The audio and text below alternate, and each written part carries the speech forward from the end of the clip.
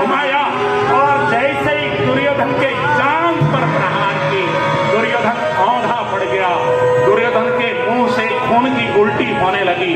दुर्योधन जब औंधा पड़ा, दुर्योधन के पक्ष के लोग त्राहिमाम त्राहिमाम चिल्लाने लगे, घबरा गए, थर-थर कांपने लगे और पांडवों में हर्ष की सीमा न रही।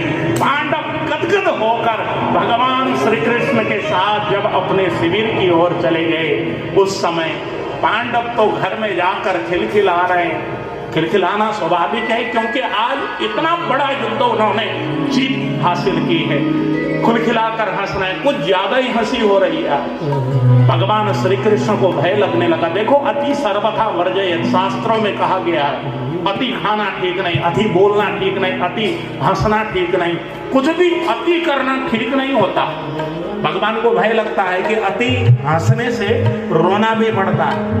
भगवान को लगा कि ये कुछ ज्यादा ही हंस रहे हैं, कुछ ज्यादा ही खुशी मना रहे हैं, इनको यहाँ से विषयांतर करना चाहिए। भगवान ने पांडवों को कहा, पांडवों आज गर्मी कुछ ज्यादा है, चलो जरा यमुना के किनारे टहल आते हैं। पांचों पांडवों को लेकर भगवान रथ में सवार होकर यमुना के किनारे टहलने के बहाने से निकल गए। रात्रि का समय, इधर घर में द्रौपदी अपने पांचों पुत्रों को, छोटे छोटे पुत्र हैं, पांचों पुत्रों को रात्रि का भोजन कराती है। भोजन कराने के बाद पांचों पुत्रों को जैसे सोने के लिए कहा, पांचों पुत्रों ने मां से कहा, मां आज हम अपने पिता के बिस्तर में सोना चाहते हैं, हमको पिता के बिस्तर में सोने की अनुमति दो ना।